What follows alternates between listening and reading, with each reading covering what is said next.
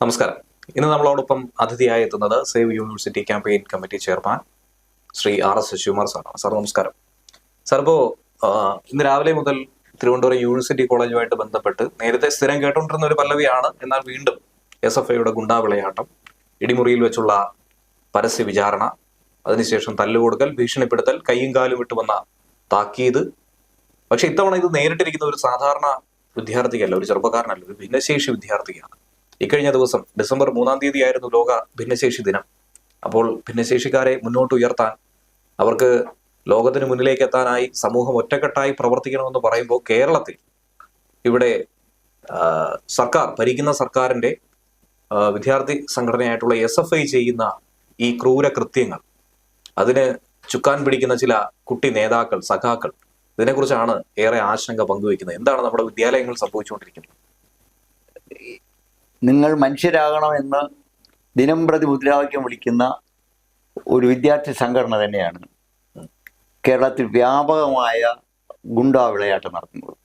College ക്യാമ്പസുകളെല്ലാം തന്നെ ഗുണ്ടാ സംഘത്തിൻ്റെ നിയന്ത്രണത്തിലായിരിക്കുന്നു. അതോടൊപ്പം തന്നെ ലഹരിയും. അപ്പോൾ ഇതിനെ ചോദ്യം ചെയ്യുന്ന കോളേജ് പ്രിൻസിപ്പൽമാരെയും അധ്യാപകരെയും പരമാവധി പീഡിപ്പിക്കുകയാണ്. അവരെ സപ്പോർട്ട് ചെയ്യേണ്ട സർവകലാശാല അധികൃതരോ അല്ലെങ്കിൽ സർക്കാരോ ഒരിക്കലും അവരോടൊപ്പം ഇല്ല. അവരിപ്പോഴും വിദ്യാർത്ഥിയുടെ കൂടെയാണ്. അതിൻ്റെ നിരവധി ഉദാഹരണങ്ങളാണ് നമ്മുടെ മുന്നിലുള്ളത്. ഇപ്പോൾ നമ്മൾ SFIയുടെ നേതാവായിരുന്ന ആർഷോ മഹാരാജാസ് കോളേജിൽ കാട്ടിയ കാര്യങ്ങളൊക്കെ നമുക്കറിയാം. അദ്ദേഹം BA പാസ്സാകാതെ MAക്ക് അഡ്മിഷൻ വാങ്ങുന്നു. അത് അറ്റൻഡൻസ് ഇല്ല എന്നുള്ള കാര്യം MG സർവകലാശാല, അഫിലിയേറ്റഡ് MG സർവകലാശാല അറിയിച്ചിട്ട് ഒരു നടപടിയും അവരുടെ ഭാഗത്തുനിന്ന് ഉണ്ടാവുന്നില്ല. ഇപ്പോൾ വേറൊരു സംഭവം ഉണ്ടായിരിക്കുന്നത്, പാവപ്പെട്ട മത്സ്യത്തൊഴിലാളികൾ പഠിക്കുന്ന കോളേജാണ്. വളരെ സാമ്പത്തികമായി പിന്നോക്കം നിൽക്കുന്ന കുട്ടികളാണ് എടത്വ സെന്റ് അലോഷ്യസ് കോളേജിൽ. മാനേജ്മെന്റ് വളരെ ബുദ്ധിമുട്ടിയാണ് ആ കോളേജ് മെയിൻറ്റെയിൻ ചെയ്തുകൊണ്ട് പോകുന്നത്. വളരെ ട്രാൻസ്പെറൻ്റ് ആയിട്ട് പ്രവർത്തിക്കുന്ന ഒരു കോളേജാണ്. അവിടെ ഉള്ള ഒരു SFIയുടെ നേതാവ്, അദ്ദേഹത്തിൻ്റെ അസാൻമാർഗ പ്രവർത്തനങ്ങളൊക്കെ ആയിരിക്കാം ചില നടത്തുന്നത് നിയന്ത്രിക്കാൻ അവിടെയുള്ള മാനേജ്മെന്റോ പ്രിൻസിപ്പലോ ശ്രമിച്ചപ്പോൾ, അതിനെ നിയന്ത്രിക്കാനായിട്ട് അവിടുത്തെ സെക്യൂരിറ്റി ഗാർഡുകൾ ശ്രമിച്ചപ്പോൾ അവർ മുറിക്കകത്തൊരു പൂട്ടി കളഞ്ഞു. സെക്യൂരിറ്റി വിദ്യാർത്ഥികൾ സെക്യൂരിറ്റി ഗാർഡ്സിനെ ഒരു മുറിയിലിട്ട് പൂട്ടിക്കഴിഞ്ഞു. പിന്നീട് മാനേജ്മെന്റ് ആരോ വന്നാണ് തുറന്നുവിടാൻ. പ്രിൻസിപ്പലിന് പോലും തുറക്കാൻ കഴിയില്ല, കാരണം പ്രിൻസിപ്പലിനെ അടുത്ത് ചെല്ലാൻ സമ്മതിക്കത്തില്ല. അപ്പോൾ ആ രീതിയിലായി അവിടുത്തെ ഡിസിപ്ലിൻ അപ്പോൾ ഇല്ലാതാവുകയാണ്. അപ്പോൾ കോളേജ് ഡിസിപ്ലിൻ ആയെങ്കിൽ മാത്രമേ നമ്മുടെ കോളേജിൽ പഠിക്കാൻ കുട്ടികൾ വരുള്ളൂ. ഇപ്പോൾ തന്നെ നമ്മുടെ കോളേജിൽ അറിയാമല്ലോ, 40% കുട്ടികൾ PGക്കില്ല, 30% സീറ്റുകൾ ബിരുദത്തിൻ്റെ ഒഴിഞ്ഞടക്കുകയാണ്. ഒരുമാതിരി സാമ്പത്തികമായിട്ട് അല്പമെങ്കിലും മെച്ചമായിട്ടുള്ളവരെല്ലാവരും അന്യ സംസ്ഥാനങ്ങളിലും വിദേശത്തെയും കുട്ടികളെ അയക്കുമ്പോൾ, ഇനിയെങ്കിലും നമ്മുടെ കുട്ടികൾ ഇവിടെ പഠിക്കണമെന്നുള്ളൊരു തോന്നലുണ്ടാവണം എന്നുണ്ടെങ്കിൽ കോളേജിൽ അച്ചടക്കം ഉണ്ടാവണം. രക്ഷാകർത്താക്കൾ ആഗ്രഹിക്കുന്ന അച്ചടക്കമാണ്. ആ അച്ചടക്കം ഇല്ലായ്മയുടെ ഏറ്റവും വലിയ ദുരന്തമാണ് നമ്മുടെ മുമ്പിലുള്ള സിദ്ധാർത്ഥനെ എല്ലാവരും കൂടെ വളങ്ങി വെച്ച് കൊള്ളുകയായിരുന്നു.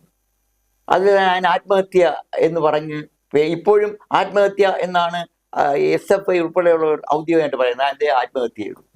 അപ്പൊ എന്തിന് ആത്മഹത്യ എന്ന് പറയുന്നില്ല. SFIയുടെ പീഡനം കൊണ്ടാണ് ആ കുട്ടി മരണപ്പെട്ടതെന്നുള്ള കാര്യം സംശയം വേണ്ട. അന്വേഷണം, ഗവർണർ പ്രത്യേകിച്ച് അന്വേഷണ കമ്മീഷൻ വെച്ച് അവരത് പറഞ്ഞു കഴിഞ്ഞു. അത് 18ഓളം കുട്ടികളെ കോളേജിൽ നിന്ന് പുറത്താക്കി. എന്നിട്ട് പോലും ഒരു കാര്യം ആലോചിക്കുക, ആ കുട്ടിക്കും ഇവിടെ എന്തെങ്കിലും അപകടങ്ങൾ ഉണ്ടായിക്കഴിഞ്ഞാൽ ഗവൺമെന്റ് സാമ്പത്തിക സഹായം കൊടുക്കുന്നുണ്ട്. മനുഷ്യാവകാശ കമ്മീഷൻ ഗവൺമെന്റിനോട് ആവശ്യപ്പെട്ടു, കേന്ദ്ര മനുഷ്യാവകാശ കമ്മീഷൻ ആവശ്യപ്പെട്ടു. സോമോട്ടോ സിദ്ധാർത്ഥന്റെ മരണവുമായിട്ട് ബന്ധപ്പെട്ട ഒരു കേസെടുത്തു. ഗവൺമെന്റ് ഒരു സാമ്പത്തിക സഹായം കൊടുക്കാൻ തയ്യാറാവുന്നില്ല. അതേസമയം ഇവിടെ ആർക്കെല്ലാം കൊടുക്കുന്നുണ്ട്. മഹാരാജ് കോളേജിൽ മരണപ്പെട്ട അഭിനയ ഉൾപ്പെടെയുള്ളവർക്ക് സാമ്പത്തിക സഹായം കൊടുക്കുന്നു. നമ്മുടെ ഇങ്ങനെയുള്ള അപകടങ്ങൾ സംഭവിക്കുമ്പോഴത്തേക്കും സാമ്പത്തിക സഹായം കൊടുക്കാറുണ്ട്. അഭിമന്യുവിന് സാമ്പത്തിക സഹായം കൊടുത്തു കഴിഞ്ഞാൽ ഒരു രക്തസാക്ഷി എന്ന രീതിയിൽ അടുത്ത തെരഞ്ഞെടുപ്പിലും അതുപോലെ കേരളത്തിലെ ക്യാമ്പസുകളിലും നല്ല രീതിയിൽ വോട്ട് സമാഹരിക്കാൻ സാധിക്കും. പക്ഷെ സിദ്ധാർത്ഥിനെ വെച്ച് എന്താണ് പറയുക? അഭിമന്യുവിന് കൊടുക്കാൻ തയ്യാറായി, സിദ്ധാർത്ഥിന് കൊടുത്തു കഴിഞ്ഞാൽ അത് അവർക്ക് അനുകൂലമാകില്ല എന്നുള്ളതുകൊണ്ടാവാം കൊടുത്തിട്ടില്ല.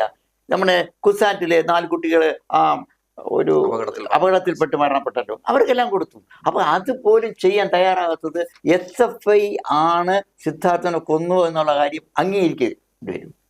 അപ്പൊ ഗവൺമെന്റ് അതുകൊണ്ടാണല്ലോ മുഖ്യമന്ത്രി ഒന്നും തന്നെ ആ കുട്ടിയുടെ വീട്ടിൽ തന്നെ പോകാൻ തയ്യാറായില്ലല്ലോ. നവീൻ ബാബുവിന്റെ വീട്ടിൽ പോയില്ലല്ലോ. കുറ്റബോധം ആരാണോ തെറ്റ് ചെയ്തവർക്ക് ഒരിക്കലും അതിൻ്റെ നേതാക്കന്മാർ അവരുടെ വീടുകളിൽ പോകാൻ തയ്യാറാവില്ല. ചില മന്ത്രിമാർ പോയി, ഗവർണർ പോയി എന്നുള്ളതല്ലാതെ. അപ്പം അതുപോലെ ഇപ്പോൾ ഈ കോളേജിൽ ഷീത്ത് എന്ന് പറയുന്ന പയ്യന് ആ കോളേജിൽ നിന്ന് പുറത്താക്കി, ഡിസ്മിസ് ചെയ്തു, കോളേജിൽ നിന്ന് ടെർമിനേറ്റ് ചെയ്ത് കമ്പൽസറി ടീച്ചർ കൊടുത്താൽ പിന്നെ പഠിക്കാൻ കഴിയില്ല. പക്ഷേ സർവകലാശാല ഉത്തരവ് കൊടുത്തേക്കുകയാണ്, അയാൾ 5-6 സെമിസ്റ്ററിന് ഇന്റേണൽ മാർക്ക് കൊടുക്കാൻ വേണ്ടി പരീക്ഷ എഴുതിക്കണമെന്ന്. കോളേജിൽ നിന്ന് പുറത്താക്കിയ ആളിനെ എങ്ങനെ ഇന്റേണൽ മാർക്ക് കൊടുക്കാൻ കഴിയും? അപ്പൊ എന്താണ് സർവകലാശാലയ്ക്ക് അത്രയധികം താല്പര്യം അവിടെ? കാരണം വെച്ചാൽ MG സർവകലാശാലയുടെ സിൻഡിക്കേറ്റ് എന്ന് പറയുന്നത് പൂർണ്ണമായും CPM-ന്റെ നിയന്ത്രണത്തിലാണ്. അവരുടെ ഒരു റബ്ബർ സ്റ്റാമ്പാണ് അവിടുത്തെ വൈസ് ചാൻസലർ. അങ്ങനെയാണെങ്കിൽ വൈസ് ചാൻസലർക്ക് പറയാം യൂണിവേഴ്സിറ്റി റെഗുലേഷൻ വ്യക്തമാണ്. കോളേജിൽ അറ്റൻഡൻസ് ഇല്ലാത്ത കുട്ടിക്ക് ഹാൾ ടിക്കറ്റ് കൊടുക്കാനോ പരീക്ഷ എഴുതാനോ നിയമമില്ല. ആലോചിക്കുക, പാടില്ല. ആലോചിക്കുക, ഈ പാവപ്പെട്ട കുറെ കുട്ടികൾക്ക് അവിടെ ഈ മത്സ്യത്തൊഴിലാളി കുട്ടികൾ പഠിക്കുമ്പോൾ പല കുട്ടികളും ചില സമയങ്ങളിൽ അവര് ഈ മറ്റേ എന്തെങ്കിലും ആവശ്യം വീട്ടിലെ പല കാര്യങ്ങൾക്കായിട്ട് കോളേജിൽ ഹാജരാവില്ല, അറ്റൻഡൻസ് കുറയും. 10% അറ്റൻഡൻസ് കുറഞ്ഞ കുട്ടികൾക്ക് പോലും അവരിത്തവണ പരീക്ഷ എഴുതുന്നതിന് വില കൊടുത്തേക്കാണ്. അങ്ങനെ ഇരിക്കുമ്പോഴാണ് ഒരു വർഷം മുഴുവനും കോളേജ് വരാത്ത, 5ാം സെമിസ്റ്ററിൽ 6 അറ്റൻഡൻസും 6ാം സെമിസ്റ്ററിൽ 0 അറ്റൻഡൻസും ഉള്ള കോളേജിൽ നിന്ന് ടീച്ചർ കൊടുത്ത് പുറത്താക്കിയാൾക്ക് പരീക്ഷ എഴുതാൻ വൈസ് ചാൻസലർ അംഗീകാരം കൊടുത്തു. അത് മാത്രമല്ല, ഈ കുട്ടിയെ പരീക്ഷ എഴുതിച്ചില്ലെങ്കിൽ പ്രിൻസിപ്പലിന്റെ അംഗീകാരം പിൻവലിക്കുമെന്ന് നോട്ടീസ് കൊടുത്തിരിക്കുക. ആലോചിക്കുക, ഒരു യൂണിവേഴ്സിറ്റി ഒരു SFI നേതാവിന് വേണ്ടി പ്രിൻസിപ്പലിനെ കോളേജ് സ്ഥാനത്ത് നീക്കുമെന്ന് പറഞ്ഞാൽ SFIക്ക് എന്തും ചെയ്യാനുള്ള ലൈസൻസ് അല്ലേ? അത് തെറ്റല്ലേ? അത് മനസ്സിലാക്കട്ടെ. അയാൾ വേണമെങ്കിൽ വേറെ ചെന്ന് പഠിക്കട്ടെ.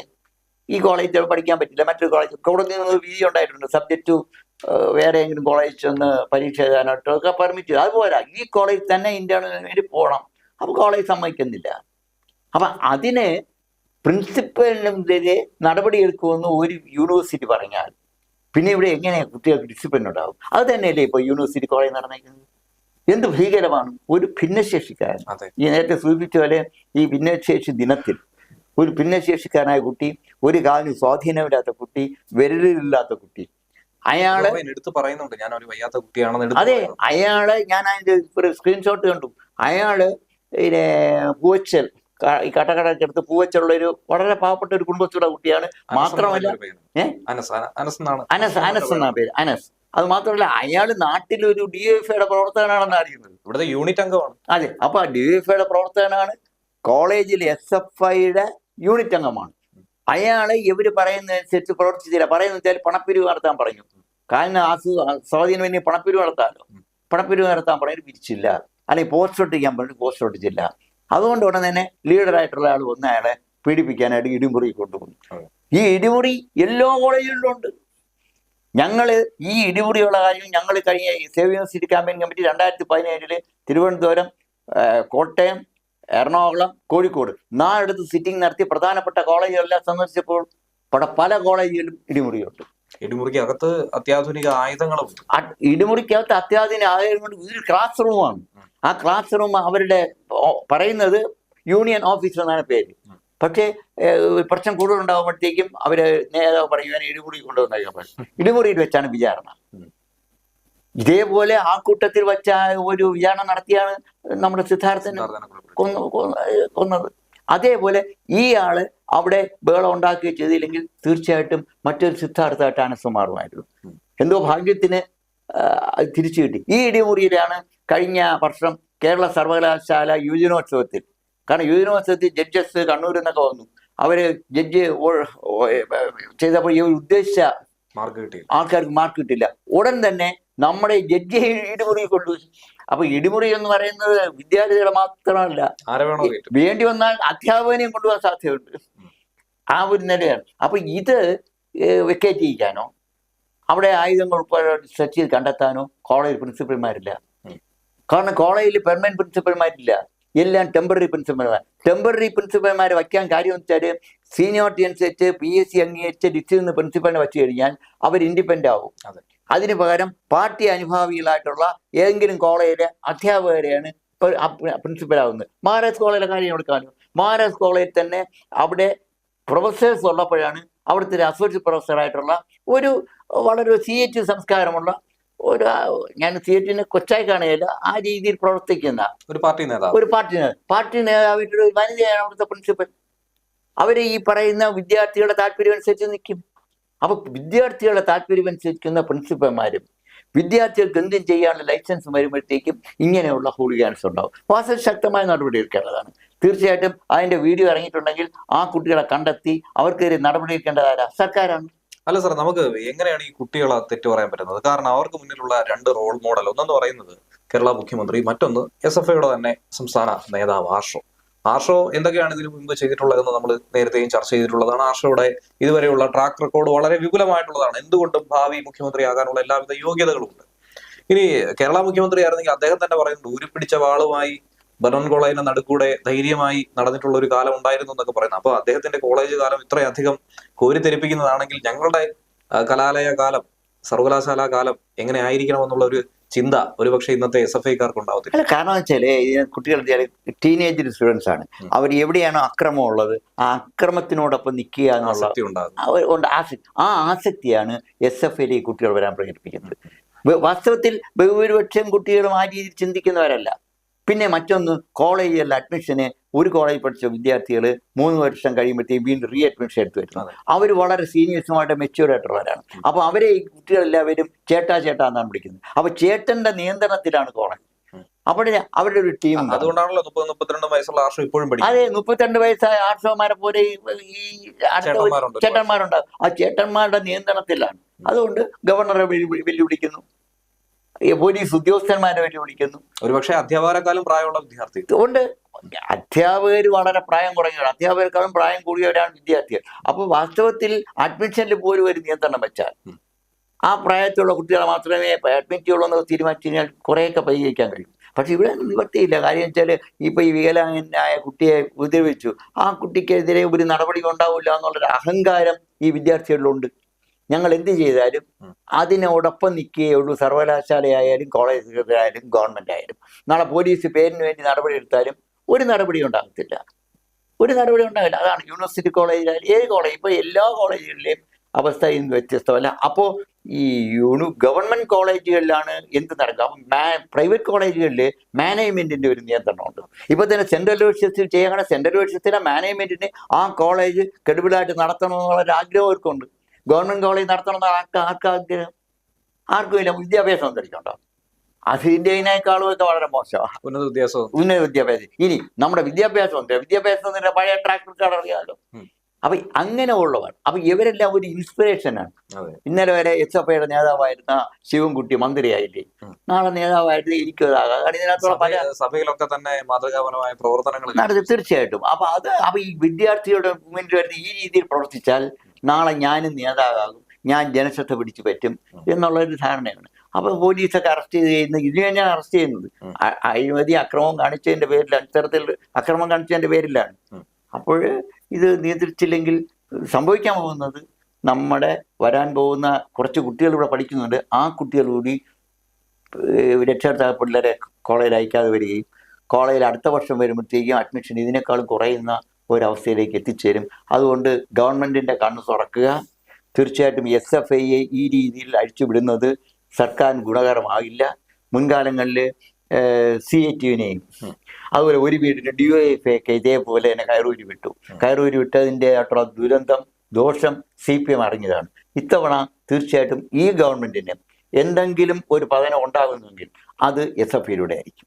SFI തന്നെയായിരിക്കും അത് വിളിച്ചു വരുത്തുന്നത്. തീർച്ചയായിട്ടും SFI തന്നെയായിരിക്കും വിളിച്ചു വരുത്തുന്നത്. അതുകൊണ്ട് ഇനിയെങ്കിലും SFIയെ നിയന്ത്രിക്കാൻ ഗവൺമെന്റ് തയ്യാറാകണം. തെറ്റ് കാണിക്കുന്ന കുട്ടികളെ യാതൊരു ദാക്ഷിണ്യമില്ലാതെ ശിക്ഷിക്കാൻ തയ്യാറായാൽ തീർച്ചയായിട്ടും വിദ്യാഭ്യാസ രംഗം ശാന്തമാവുകയും കുറച്ച് മെച്ചമാവുകയും ചെയ്യും. ഇപ്പൊ സാർ, കലാലയങ്ങൾ എന്ന് പറയുന്നത് വിദ്യ അഭ്യസിക്കാൻ പോകുന്ന ഒരു സ്ഥലമാണ്. അതായത് ഒരു ദൈവിക പരിവേഷം തന്നെ നമ്മളെല്ലാവരും കാണുന്നുണ്ട്. മാതാപിതാ, ഗുരു, ദൈവം. ഗുരു കഴിഞ്ഞിട്ടേ ഉള്ളൂ ദൈവം പോലും. തീർച്ചയായും. അപ്പോൾ അങ്ങനെ വരുന്ന ഒരു കലാലയത്തിൽ ഗുരുക്കന്മാരോട് പോലും അതിക്രമം കാണിക്കുന്ന ഈ പറയുന്ന ഗുണ്ടാ സംഘങ്ങൾ, അങ്ങനെ തന്നെ അവരെ വിശേഷിപ്പിക്കേണ്ടിയിരിക്കുന്നു. ഇങ്ങനെ അതിക്രമം കാണിക്കുന്നവരെ കുട്ടികളായിട്ടൊന്നും തന്നെ പറയാൻ കഴിയില്ല. അങ്ങനെ വരുമ്പോൾ ജനങ്ങൾക്ക് മനസ്സിലുണ്ടാകുന്ന ഒരു വിഷയമുണ്ട്. ഈ കണ്ടുകൊണ്ടിരിക്കുന്ന പ്രേക്ഷകരിൽ പലർക്കും കുട്ടികളുണ്ട്, അല്ലെങ്കിൽ അവർക്ക് വേണ്ടപ്പെട്ട മക്കളുണ്ട്. ഇവരെയൊക്കെ തന്നെ നാളെ പറഞ്ഞയക്കേണ്ട ഒരു പ്രധാനപ്പെട്ട സ്ഥലമാണ്. അവിടങ്ങളിൽ ഇങ്ങനെ ഗുണ്ടാവിളയാട്ടമാണ്, ഇങ്ങനെ ഒരു ഏകാധിപത്യ ഭരണമാണ്, സംഭവിച്ചുകൊണ്ടിരിക്കുന്നതെങ്കിൽ അവരുടെ മനസ്സിലുണ്ടാകുന്ന ഉത്കണ്ഠ അത് വളരെ വലുതാണ്. നമ്മൾ ഈ പറയുന്ന പോലെ വിദേശ സർവകലാശാലയെ തേടി വിദേശ രാജ്യങ്ങളിലേക്ക് പോയി അവിടെ പഠിക്കാനും അവിടെ പഠിക്കുന്ന പിള്ളേർ അവിടെ തന്നെ സെറ്റിൽ ആവാനുള്ള ഒരു തീരുമാനത്തിലാണ് പോയിരിക്കുന്നത്. അപ്പോൾ ഇവിടുത്തെ ഒരു ജീവിതം മനമെടുത്തിട്ടാണോ? തൊഴിലില്ലായ്മ ഒരു പ്രശ്നമായി നിൽക്കുന്നു, കലാലയങ്ങളിൽ ഇങ്ങനെ ഒരു വിഷയം നിൽക്കുന്നു. അപ്പോൾ ഇതിനൊക്കെ ഉള്ള പോംവഴി എന്താണ്? നമ്മുടെ ഭാവി എന്താണ്? അല്ല, അതിന് കാര്യം എന്ന് വെച്ചാല് ഇവിടെ പഠിച്ചാൽ ജോലി കിട്ടില്ല എന്നുള്ളൊരു ഫീലിംഗ് ഇപ്പൊ ജനങ്ങൾക്ക് ഉണ്ടായിട്ടുണ്ട്. കാരണം പഠിക്കാം, ചില പാസ്സാകും, പക്ഷേ ആ ജോലി ലഭിക്കുക എന്ന് പറയുന്നത് ഈ സ്വാധീനമുള്ളവർക്ക് മാത്രമേ ഉള്ളൂ. ഇപ്പൊ തന്നെ അറിയാമല്ലോ, പബ്ലിക് സർവീസ് കമ്മീഷനിൽ മുൻകാലങ്ങളിൽ നിന്ന് റിക്രൂട്ട്മെന്റ് വളരെ കുറഞ്ഞു. അതേസമയം പിന്നെ കോളേജുകളിലെ PhD കഴിഞ്ഞുള്ള ഒത്തിരി കുട്ടികളുണ്ട് ഗസ്റ്റ് ഫാക്കൽറ്റി എടുക്കുന്നത്. ഗസ്റ്റ് ഫാക്കൽറ്റി എടുക്കുന്നൊക്കെ ഇന്റർവ്യൂ കോളേജിൽ നേരിട്ട് നടത്തി എടുക്കുകയാണ്. കേരള യൂണിവേഴ്സിറ്റിയിൽ ഇപ്പൊ ഗസ്റ്റ് ഫാക്കൽറ്റിയുടെ ഇന്റർവ്യൂ നടത്തിയത് ആരാ? DYFIയുടെ നേതാവ് ആണ് ഇന്റർവ്യൂ നടത്തുന്നത്. DYFIയുടെ നേതാവ് ഇന്റർവ്യൂ നടത്തുന്ന ഒരു അവസ്ഥ വന്നു കഴിഞ്ഞാൽ ക്വാളിറ്റിയുള്ള മിടുക്കരായിട്ടുള്ള കുട്ടികൾ അധ്യാപകരായിട്ട് വരും? ഒരിക്കലും ഉണ്ടാവില്ല. അപ്പൊ കുട്ടികൾ എല്ലാവരും നിരാശരാണ്. അപ്പോൾ അവർ നോക്കുന്നത് ഇവിടെ പഠിച്ച് ഇവിടെ ജോലി കിട്ടില്ല, വിദേശത്തേക്ക് പോകാമെന്ന് കരുതും. തീർച്ചയായും വിദേശത്ത് പോകുന്നത് പഠിക്കാൻ മാത്രമല്ല, പഠനവും തൊഴിലുമാണ്. തൊഴിൽ കഴിയുമ്പോഴത്തേക്കും അവരവിടെ തന്നെ സെറ്റ് ഉണ്ടാവും. ചിലപ്പോൾ അവര് അച്ഛനും അമ്മയും കൂടി അങ്ങോട്ടേക്ക് കൊണ്ടുപോകും. അങ്ങനെ ഒരു മൈഗ്രേഷൻ വരും. ഇപ്പോൾ ഇവർ പറയുന്ന വെച്ചാൽ വരും കാലങ്ങളിൽ കേരളത്തിൽ റിവേഴ്സ് മൈഗ്രേഷൻ വരുമെന്നാണ് പറയുന്നത്. ഇവിടെ ഇത് കണ്ട് ഇങ്ങോട്ട് വരും. അവിടെ പോയ കുട്ടികൾ തന്നെ തിരിച്ച് റിവേഴ്സ് മൈഗ്രേഷൻ വരും എന്നുള്ളത് നടക്കുന്ന ഇതാണ്. ഭിന്നശേഷിക്കാരനെ പോലും കൈകാര്യം ചെയ്യുന്ന രീതി പീഡിപ്പിക്കുന്ന കേരളത്തിലേക്ക് ഏത് റിവേഴ്സ് മൈഗ്രേഷൻ ഉണ്ടാവും? അപ്പൊ ഗവൺമെന്റ് തന്നെ മുൻകൈ എടുത്തേ പറ്റുള്ളൂ. അതിന് പ്രത്യേകിച്ച് CPM തന്നെ ഇനി മുൻകൈ എടുത്തില്ല എന്നുണ്ടെങ്കിൽ നമ്മുടെ കുട്ടികൾ ഇനിയും പുറത്തു പോകുന്നുള്ള കാര്യത്തിൽ സംശയമുണ്ട്. അപ്പോൾ ഇതിനൊരു ശാശ്വത പരിഹാരം തന്നെയാണ് ആവശ്യം. ഒരിക്കലും ഇങ്ങനെ കയറൂരി വിടാനായി സാധിക്കില്ല. ഇനി യൂണിവേഴ്സിറ്റി കോളേജിൽ തന്നെ പലതവണയായി നമ്മൾ കേട്ടിട്ടുള്ളതാണ്, ഇലക്ഷന് പോലും മറ്റു പാർട്ടികൾക്ക് മത്സരിക്കാൻ പറ്റത്തില്ല. ഇപ്പോ KSU പ്രതിനിധിയായി ഒരാള് നോമിനേഷൻ കൊടുത്തു കഴിഞ്ഞാൽ അന്ന് അവനെ ഇടിച്ചു നോക്കും. അല്ല, കാര്യമുണ്ട്. ഇപ്പോൾ തന്നെ ഇത്തവണത്തെ കേരള സർവകലാശാല സെനറ്റ് തെരഞ്ഞെടുപ്പ് നടന്നു. കേരള സർവകലാശാല സെനറ്റ് തെരഞ്ഞെടുപ്പ് നടന്ന ആദ്യത്തെ 2-3 സീറ്റിലേക്ക് KSUവിന് വോട്ട് കൂടുതൽ വന്നു എന്ന് കണ്ടപ്പോൾ നമ്മുടെ ഈ SFIയുടെ നേതാവ് ആർഷോ സെനറ്റ് ഹാളിലുണ്ടായിരുന്നു. അപ്പൊ തന്നെ ബാലറ്റ് വെച്ച് കഴിഞ്ഞു. ഇപ്പൊ സെനറ്റ് ഇലക്ഷൻ ഡിക്ലെയർ ചെയ്യുന്നില്ല. സെനറ്റ് ഇലക്ഷൻ ഡിക്ലെയർ ചെയ്യാത്തതുകൊണ്ട് മറ്റൊരു ഗുണമുണ്ടായി. അവിടെ യൂണിവേഴ്സിറ്റി യൂണിയന്റെ ഇലക്ഷൻ നടന്നത് അതിന്റെ ഡിക്ലറേഷൻ ആയിട്ടില്ല, അതിന്റെയും ബാലറ്റും പേപ്പറും കാണാനില്ല. അപ്പോഴേക്കും തനിക്ക് യൂണിയൻ കിട്ടിയില്ല എന്നുണ്ടെങ്കിൽ പക്ഷെ എന്താ ആർക്കും കിട്ടണ്ടാകും. അത് മനസ്സിലാക്കേണ്ടത് സമാധാനം ആഗ്രഹിക്കുന്ന കുട്ടികളിൽ ഒരു മാറ്റം ഉണ്ടായിട്ടുണ്ട്. ഞങ്ങൾക്ക് പഠിക്കണം, ഞങ്ങൾക്ക് മാർക്ക് വാങ്ങണം എന്ന് താല്പര്യമുള്ള കൂടെ ഒരു അതാണ് ചില കോളേജുകളിലൊക്കെ ഒരു മാറ്റം ഉണ്ടായിരിക്കുന്നത്. ആ മാറ്റത്തിലൂടെ കേരളം രക്ഷപ്പെടുന്നെങ്കിലേ ഉള്ളൂ. ഇനി എന്താണ് മാർഗം എന്നുള്ളത് ചിന്തിച്ച് തലപോയിക്കാമെന്നല്ലാതെ ഇതിന് ശാശ്വതമായ പരിഹാരം സർക്കാർ തലത്തിൽ നിന്ന്, പ്രത്യേകിച്ചും ഈ സർക്കാർ തലത്തിൽ നിന്ന് ഉണ്ടാകുമെന്ന ഒരു പ്രതീക്ഷ പങ്കുവയ്ക്കാൻ കഴിയും. അല്ല, അതിന് കാര്യം വെച്ചാലോ, പ്രത്യേകിച്ച് പ്രൈവറ്റ് കോളേജിനേക്കാളും ഇപ്പോൾ ഏറ്റവും പ്രോബ്ലം സർക്കാർ കോളേജാണ്. സർക്കാർ കോളേജുകളിൽ അധ്യാപകർ എന്ന് പറഞ്ഞാൽ തീർച്ചയായിട്ടും PSC റിക്രൂട്ടഡ് ടീച്ചേഴ്സാണ്, ഹൈലി ക്വാളിഫൈഡ് ആയിട്ടുള്ള അധ്യാപകരാണ്. അവർ പോലും നിരാശരാണ്. കാരണം അവർക്ക് കുട്ടികളെ പഠിപ്പിക്കണമെന്നും നല്ല രീതിയിൽ അവർ പഠിച്ചങ്ങനെ വന്നതാണ്. അതുകൊണ്ട് പഠിച്ചു വന്ന് കോമ്പറ്റീറ്റീവ് ടെസ്റ്റിൽ കൂടി ജയിച്ചു വരുന്നവരാണല്ലോ. സർവകലാശാലകളിലേക്ക് ഉള്ളതെന്ന് വെച്ചാൽ മന്ത്രിമാരുടെയും MLA-മാരെയും ഭാര്യമാരെയാണ് കെട്ടിയുള്ളത്. അപ്പം അവിടെ ക്വാളിറ്റിയുള്ള അധ്യാപകർ ഇപ്പം കുറഞ്ഞു വരുന്നു. ഗവൺമെന്റ് PSC റിക്രൂട്ടഡ് ആയിട്ടുള്ള അധ്യാപകർ ബഹുഭൂരിപക്ഷവും ഗവൺമെന്റ് കോളേജുകളുണ്ട്. പക്ഷെ അവർ നിസ്സഹായരാണ്. അവിടെ ഒരു ചെറിയ നമ്പർ ഈ CPM അനുഭാവികളായ അധ്യാപകരാണ്.